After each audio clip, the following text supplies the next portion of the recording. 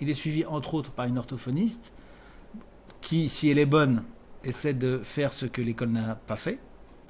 En fait, l'orthophonie ne fait que suppléer à des carences de l'école. La carence de l'école, c'est une incompétence. Si l'école ne fait pas faire votre enfant, c'est qu'elle est incompétente. Si vous allez voir un moniteur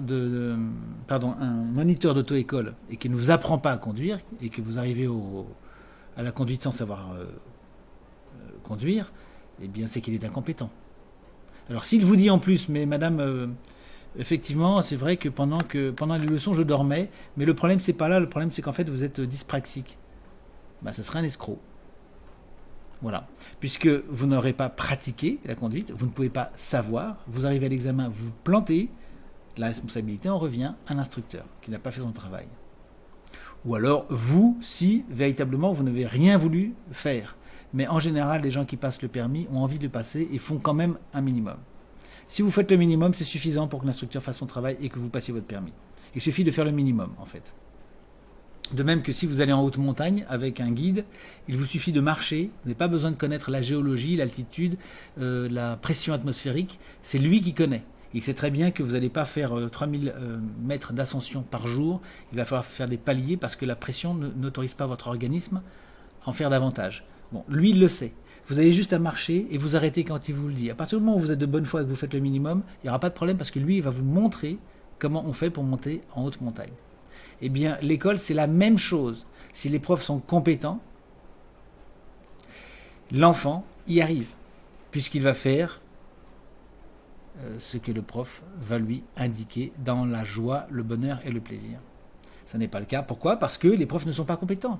Les profs sont incompétents. Ils n'ont aucune compétence aujourd'hui. Si vous posez 3 questions, nous nous montrons comment savoir si un prof est compétent sur le site. Vous pouvez le voir, vous avez un article consacré à ça. Vous posez 3 questions à un prof et vous voyez tout de suite s'il est compétent ou pas.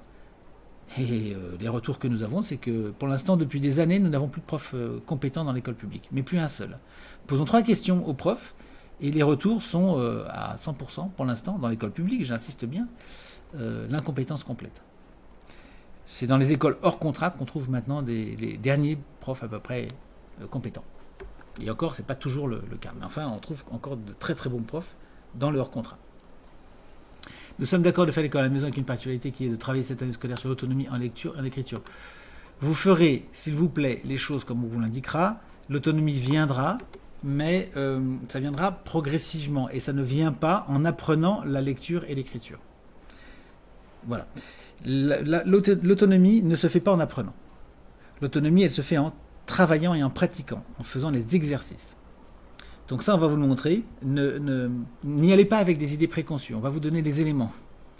Parce que nous connaissons le métier, si vous voulez. Donc n'y allez pas avec un préconçu disant je vais donner l'autonomie en lecture et en écriture dès cette année. D'abord, on va apprendre à lire correctement et à écrire correctement. Donc au début, on va être présent auprès de lui. Vous allez être présente et vous allez l'aider jour après jour jusqu'à ce qu'au bout d'un moment, il puisse pratiquer, donc faire ces exercices de lecture tout seul, dans son coin, pendant que vous ferez autre chose, parce que vous n'avez pas que ça à faire non plus. Vous avez des tas de choses à faire dans la journée. Donc l'autonomie, ça va être on va se servir de l'autonomie comme du moyen de vous libérer du temps, et on va se servir de votre travail, de ce que vous avez à faire par ailleurs, pour nourrir son autonomie. Voilà. Il ne fera pas de cours de 5e en ai-je droit. Vous faites ce que vous voulez, vous redémarrez au niveau que vous voulez, et surtout, nous disons, vous redémarrez au niveau où lui en est, c'est-à-dire, s'il le faut, des années en arrière. Ça n'a aucune importance, on repartira en arrière. On ne dira pas forcément à l'enfant, on repart en CE1 parce que tu ne sais pas lire, c'est pas la peine de lui dire, mais on reprendra les bases, et on assujettira toutes les bases à une vraie solidité, une vraie compétence. Quand l'enfant a ses bases, il est beaucoup plus heureux parce qu'il n'est plus dans le trouble et dans la peine de faire un travail qui est difficile pour lui. Donc vous avez absolument le droit de démarrer, d'avancer, de reculer comme vous le voulez. Il n'est plus accepté en collège normal à cause de son manque d'autonomie. Tant mieux, bonne nouvelle, puisque le collège normal, on n'en veut pas. Il ne faut pas y aller, puisque c'est pareil, il y a un problème de compétences. Quand on vous dit qu'on le refuse à cause de son manque d'autonomie, d'abord on viole la loi, puisqu'on n'a pas le droit de refuser un élève pour aucune de ce genre de raison. Première chose. Deuxièmement, c'est un mensonge, puisque c'est pas pour ça qu'on le refuse. Voilà. Il n'y a pas de problème d'apprentissage, il serait au potentiel. Là aussi, mettez ce genre de diagnostic à la poubelle. On en parlera quand vous aurez fait un petit peu de chemin avec votre enfant et que vous saurez ce que ça veut dire. Faire des diagnostics, vous savez, aujourd'hui tout le monde fait des diagnostics, c'est la psychiatrisation de la société en fait.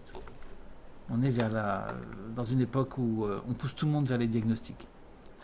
Donc on n'est pas loin de dire aux gens, d'une certaine manière, vous avez un gros problème, éventuellement vous êtes fou, hein. Vous avez un problème, vous êtes sur ceci, vous êtes sous cela, vous êtes troublé de ceci, vous êtes troublé de cela. Il n'y a pas très longtemps, j'ai vu une vidéo où il y a un labo qui a lancé un nouveau trouble parce que c'est le trouble des personnes qui réfléchissent. Si vous réfléchissez trop, vous avez un trouble. Ça devient de la folie. C'est-à-dire qu'on est en train de psychiatriser la population. Donc, évitons ces diagnostics bidons. Vous allez voir ce que c'est qu'un haut potentiel. On en parle dans l'accompagnement. Vous allez voir ce que c'est qu'un haut potentiel. Vous allez comprendre ce que c'est. Et pensez toujours, les diagnostics ne valent rien tant qu'il n'y a pas en face une compétence pratique, c'est-à-dire la pratique des choses. Quelqu'un qui vous dit, moi je suis super fort pour le calcul de la distance entre les étoiles. Ah bon, très bien, mais calcule-moi la distance qui est entre le Soleil et Alpha du Centaure. Calcule-la moi, je ne te demande pas de me la réciter. S'il est capable de le faire devant vous, c'est qu'il l'a pratiqué. Si vous récitez un truc, c'est qu'il le sait, mais c'est pas la même chose, c'est pas une compétence.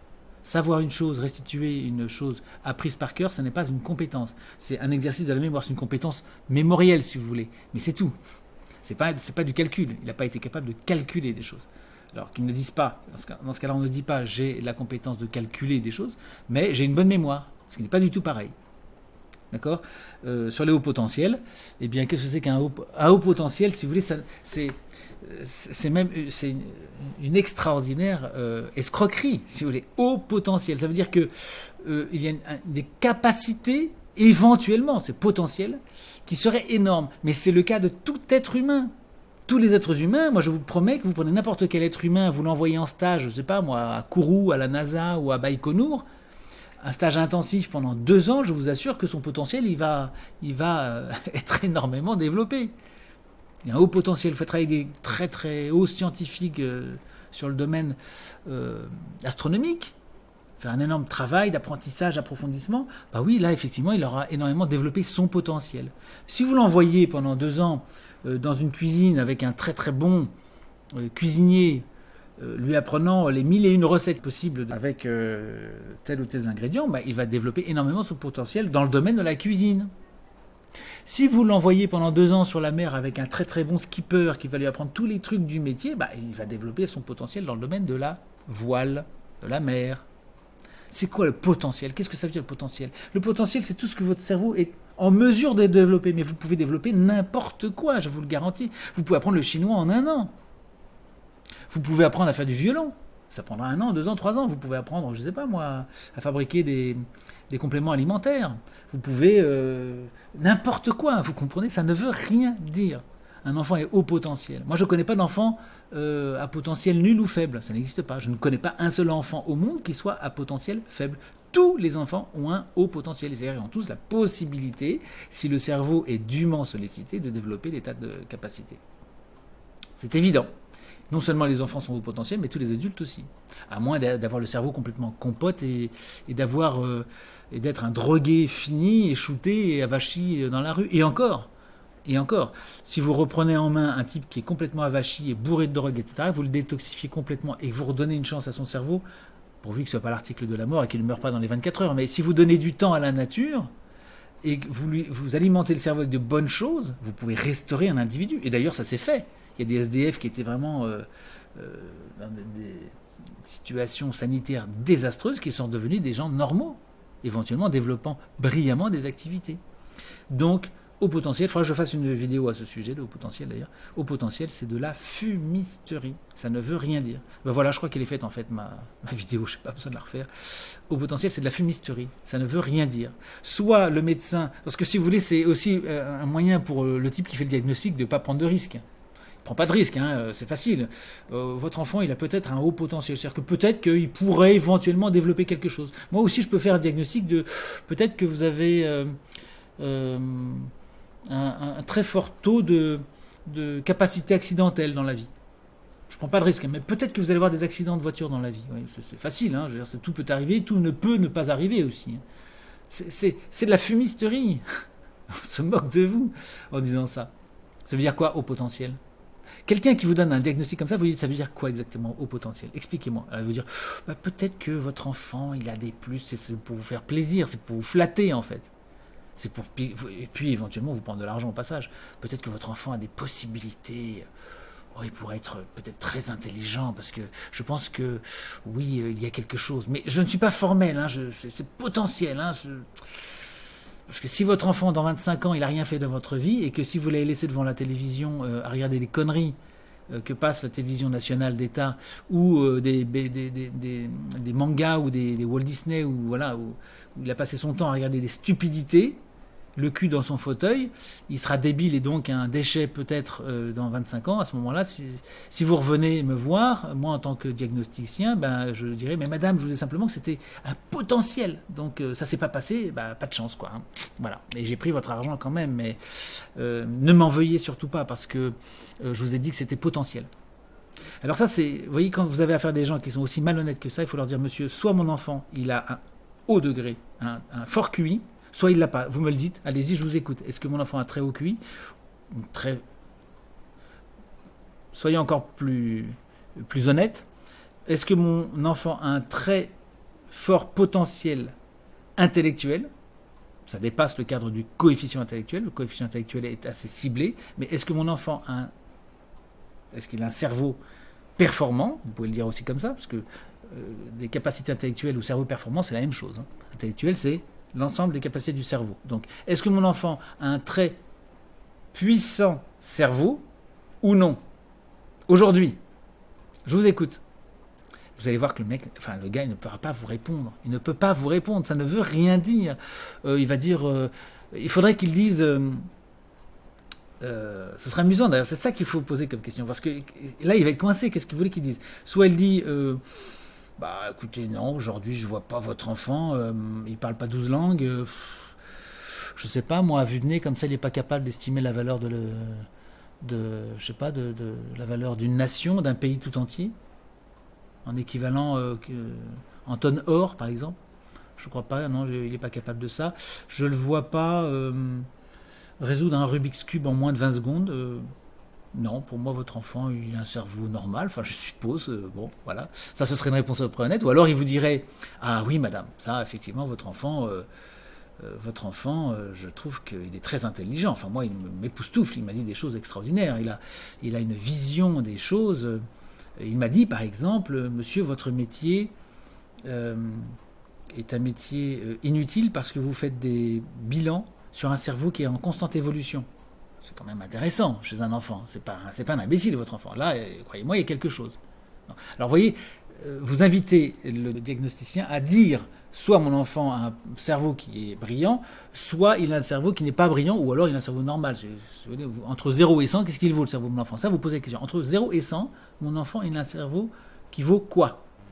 La réponse de votre spécialiste est nécessairement quelque chose de flou, du type oui, il est potentiellement ceci, cela, ou alors je décèle une précocité, parce que ça n'engage à rien, précocité, bon, bah, c'est toujours une histoire dans le temps, donc plus tard, vous devriez avoir des signes, vous voyez, on dit des choses comme ça, donc c'est pas très très net, mais il n'est pas question pour lui de répondre clairement, oui, votre enfant est intelligent, ou non, votre enfant n'est pas intelligent. Il ne l'osera jamais, parce que, à moins d'être un escroc, ouvertement, mais il ne se risquera jamais parce que, d'une part, il n'a pas fait le travail d'évaluation sérieux et approfondi sur l'enfant avec des instruments de mesure, sur un long terme, donc ça fait quand même beaucoup de choses, et avec les compétences requises, évidemment, et que, secondo, même s'il avait les compétences, le temps de travail et les instruments de mesure, il ne pourrait pas être affirmatif. Il ne pourrait pas être catégorique. Vous avez des enfants qui donnent l'apparence d'être très intelligents et qui ne le sont pas forcément. Et d'autres qui donnent l'apparence d'être idiots et qui sont en réalité des enfants très intelligents. Pourquoi? Parce que les moyens d'évaluation aujourd'hui sont des moyens extrêmement limités. Ils le resteront toujours d'ailleurs, parce que ça relève de la nature humaine, et que l'intelligence est une chose beaucoup trop complexe, qui embrasse beaucoup trop de domaines, et ne s'exprime pas de la même manière chez tous les individus. pour qu'on puisse l'appréhender d'une manière juste et pertinente. Alors il y a des enfants qui semblent intéressants et éveillés, on peut dire éveillés si vous voulez. Et c'est ce que dit la voisine de palier. La voisine, oh votre enfant il est éveillé, ou il a l'air intelligent. Vous voyez, on dit ça au quotidien, c'est beaucoup plus prudent. Il est éveillé, on peut être éveillé, on peut être endormi, on peut être intelligent endormi. Ben oui, on peut être intelligent éveillé. Mais éveillé c'est pas mal parce que ça donne l'impression que l'enfant il percute, vous voyez, sur les choses. Mais il y a des enfants qui percutent pas ou qui ne donnent pas l'impression de percuter et qui en fait percutent sur ce que vous avez dit sans le manifester ou percutent très brillamment sur une toute petite partie de ce que vous avez dit. Alors elle est où l'intelligence? Si je dis par exemple, la semaine dernière, les astronautes russes, ont tenté une sortie dans l'espace afin de mesurer la rotondité de la Terre. Vous avez l'enfant intelligent, classique, qui aura pigé la phrase et qui dit « Ah, c'est intéressant, les Russes, ils sont allés dans l'espace et puis ils vont essayer de mesurer la rotondité de la Terre. » Bon, très bien, il a compris. Ok. Et puis il y aura un autre enfant qui va retenir seulement rotondité de la Terre et qui va travailler là-dessus. Il dit « Mais non, il n'y a pas de rotondité de la Terre n'est pas ronde. Elle n'est pas tout à fait ronde en tout cas. » Ok. Bon. Par exemple. Il oublie tout le reste, il oublie les Russes qui sont sortis. Ok, c'est une forme d'intelligence. Il n'a pas retenu l'essentiel, ou il ne s'arrête pas à l'essentiel du libellé, mais il développe quelque chose d'intéressant quand même. Et puis vous avez un troisième qui peut-être dira rotondité de la Terre, rotondité de la Terre, rotondité de l'âme humaine. L'âme humaine est insaisissable. Par où je vais l'attraper, je ne sais pas. Elle est comme la Terre, vue de l'espace, j'ai l'impression que c'est une bille, et blablabla. Bla. Tiens, un enfant métaphysicien, poète, pourquoi pas? Ou alors vous aurez un enfant qui dira les Russes sont sortis la semaine dernière dans l'espace. Ben, c'est bien parce que les Russes ils peuvent pas sortir tout le temps, il fait tellement froid chez eux, je sais pas, bon. Il aurait de l'humour par exemple, ou il aurait un côté sarcastique, ou c'est une autre forme d'intelligence. Quel est le plus intelligent de tous ces enfants? Alors là, moi je défie quiconque de vous dire qui est le plus intelligent. Vous pouvez dire celui qui est le plus analytique, celui qui a mieux synthétisé la pensée initiale, vous pouvez dire le plus drôle, vous pouvez dire le plus poète, vous pouvez dire le plus mathématicien, le plus physicien, le plus astronome, mais le plus intelligent, alors là, ça dépend de quoi on a besoin. Quelqu'un qui, je ne sais pas, vous dirait... Il y a aussi une question de contexte, c'est très amusant, on peut aller loin. Supposons que sur une classe de 30 élèves, vous en ayez 29 qui vous restituent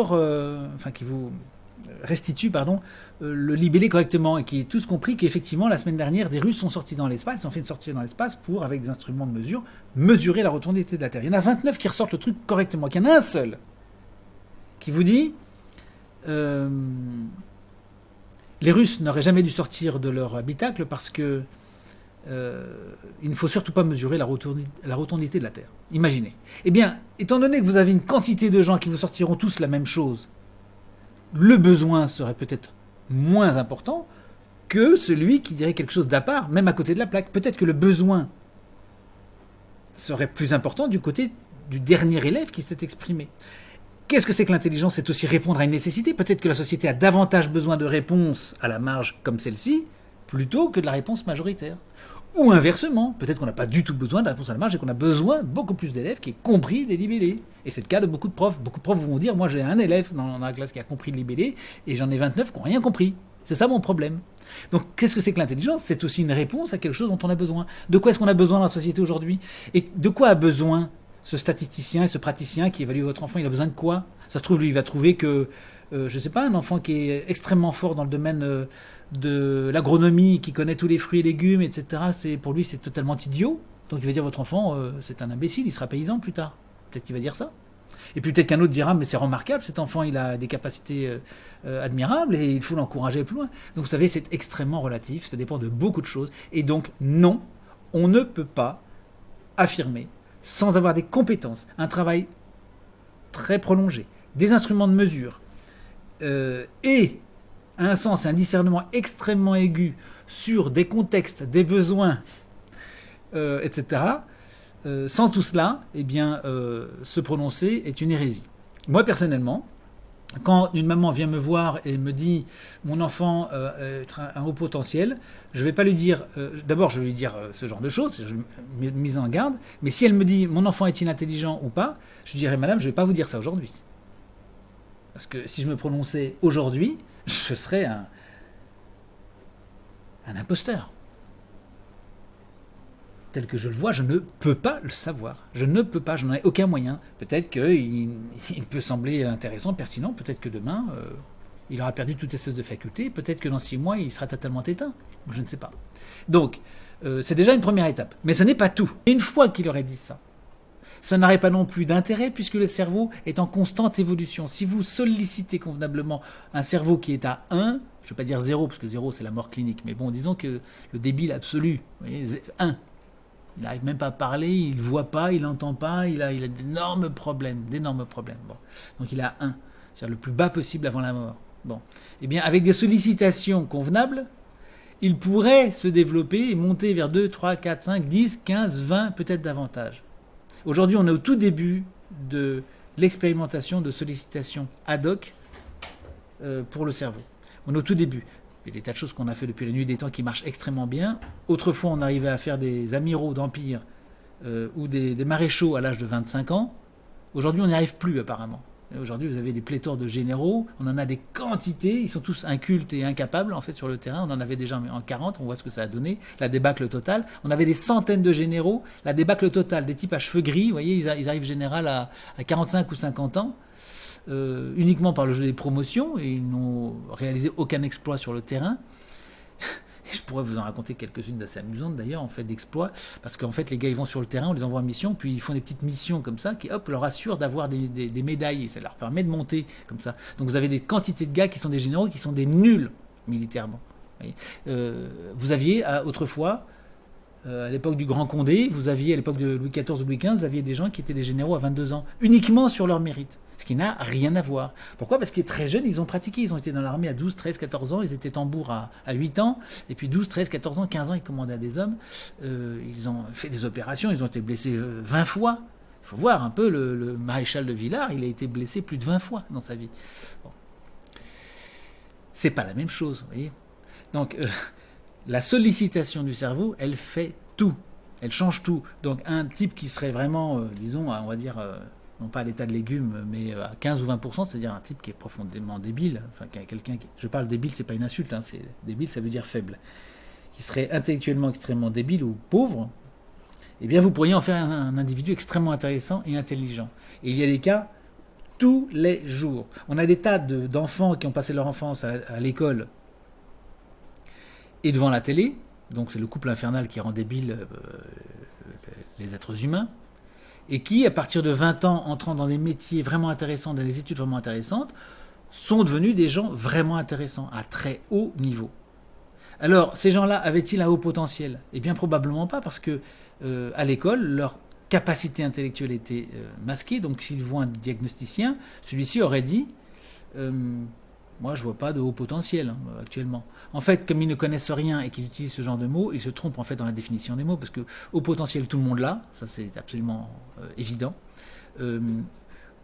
Haute réalisation intellectuelle, tout le monde ne l'aura pas, parce que tout le monde ne sera pas sollicité. Ceux qui ne sont pas sollicités, eh bien, moins ils ont d'activité intellectuelle, plus ils seront sots, et plus ils ont de chances d'avoir des Alzheimer, etc. Parce qu'Alzheimer, c'est énormément lié à la pratique d'activité cérébrale, intellectuelle. Au contraire, plus vous avez de sollicitations, plus l'individu se développe. Donc, c'est ce que nous disons dans une vidéo qui s'appelle « Bilans et tests ». Allez la voir, c'est très intéressant. Je vous donne 3 raisons pour lesquelles les bilans et les tests sur l'enfant ne servent à rien. C'est de l'argent et du temps perdu. Et en plus, vous collez une étiquette sur l'enfant parce qu'il passe des tests et donc, c'est une étiquette qu'il va intégrer. J'ai un problème, maman m'a fait passer des tests, c'est probablement que j'ai un handicap dans la vie. Je pars avec un handicap. Donc si vous faites partir un enfant avec un handicap dès le départ, eh bien vous comprenez que vous compromettez ses chances de succès. C'est ce qu'il ne faut jamais faire. Ne faites pas des tests à vos enfants. Ne faites jamais de bilan ou de test à votre enfant. Ni QI, ni rien du tout. Parce que vous donnez à l'enfant un chiffre, une évaluation, faite, comme c'est le cas ici, par un imposteur, et qui va évidemment le léser toute sa vie. Donc vous oubliez ce genre de choses. Il ne faut jamais faire ce genre de choses. Voilà. Alors, je vais récupérer, si vous le voulez bien, ce propos que je viens de vous tenir, si ça ne vous embête pas. Je vais l'anonymiser, on ne verra pas votre nom. Mais je crois qu'il est utile pour les personnes qui pourraient faire face à ce genre de difficultés. Donc, reprenons les choses à la base, donnons à l'enfant des apprentissages et donnons-lui des pratiques. Il va pratiquer de bonnes choses en pratiquant, son cerveau va se développer. Vous savez, le développement du cerveau, ce sont des pratiques, et spécialement des pratiques manuelles. Pratiquer uniquement en regardant un clavier et un écran, ça ne fait pas grand-chose. En revanche, faire des choses avec les mains développe beaucoup l'intelligence. Faire du jardinage développe beaucoup l'intelligence. Faire, je sais pas, faire des promenades, faire manipuler des choses, observer des graines, décortiquer des choses, c'est très bon. C'est très très bon. Si on l'accompagne d'une pensée, c'est encore mieux. Si vous essayez de comprendre ce que vous êtes en train de faire et si vous essayez de créer des ponts conceptuels entre ce que vous êtes en train de faire, vous décortiquez une noix par exemple et vous montrez à votre enfant, tu vois, eh bien une noix c'est un peu comme l'être humain, il y a la carapace extérieure et puis il y a le cœur. Rien que ça, vous voyez, des pensées comme ça permettent à l'enfant de développer énormément son intelligence parce qu'il y a une réflexion intellectuelle et il y a une pratique manuelle. Ça c'est le couple merveilleux pour développer un enfant. Le jardinage aide beaucoup, le jardinage c'est facile à faire, vous pouvez le faire sur votre balcon. C'est formidable pour développer l'intelligence de l'enfant.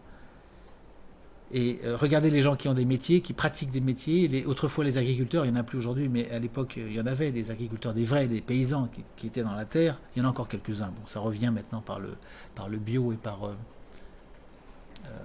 les nouvelles opportunités agricoles qu'il y a maintenant, la permaculture, etc. Mais vous voyez, dans le domaine dans la paysannerie d'autrefois, on avait des gens qui se tenaient debout, qui ne parlaient pas beaucoup parce qu'ils savaient qu'on disait rapidement des bêtises et qui avaient très souvent une profonde sagesse parce qu'ils comprenaient les tenants et les aboutissants de la vie. Et ça n'était pas des huluberlus comme on en rencontre en ville, dans les universités, sur les plateaux de télévision, des gens qui parlent à tort et à travers et qui enchaînent des perles et des niaiseries n'ayant aucun contact en fait à la vie réelle. Et c'est comme ça qu'on voit des imposteurs vous faire des diagnostics de haut potentiel. Voilà. Alors ça, vraiment, mais amusez-vous. Hein. Vraiment, moi, je vous encourage, si vous avez l'occasion, allez voir des gens qui font des diagnostics comme ça et vous leur parlez, quand ils vont vous parler de haut potentiel, ou parlez-leur de haut potentiel et faites-les un peu parler. Et s'ils y croient, eh bien, c'est des imposteurs et vous allez pouvoir les coincer, vous allez pouvoir vous amuser. Haut potentiel. Vous avez de hautes possibilités. Donc, vous avez de hautes possibilités de réussir, de ne pas réussir, d'avoir un accident, de grossir, de maigrir, de tomber amoureux. Vous avez un très fort potentiel amoureux. Oui, éventuellement, mais vous savez, n'importe qui peut tomber amoureux dans l'heure qui suit. Hein. C'est n'importe qui, ça peut arriver à n'importe qui, à moins d'être sur un lit d'hôpital isolé, de rencontrer personne. Mais n'importe qui, y compris des gens disant « je ne serai jamais amoureux de ma vie », eh ben, ça leur arrive. Hein. Combien d'enfants disent « moi je me marierai jamais dans la vie », il y a plein d'enfants qui disent ça, et puis on les retrouve mariés 15 ans plus tard. Donc ça ne veut rien dire, strictement. Donc attention à l'imposture. Voilà sur ce sujet. S'il y a d'autres questions, n'hésitez pas, mais venez sur le site, vous verrez, tout ça on en parle. On vous donne des éléments. Donc vous allez dans la fenêtre de recherche du site et vous tapez les mots qui vous intéressent, vous aurez pas mal de réponses. Voilà, merci pour ce que vous faites pour votre enfant et à très bientôt. Au revoir.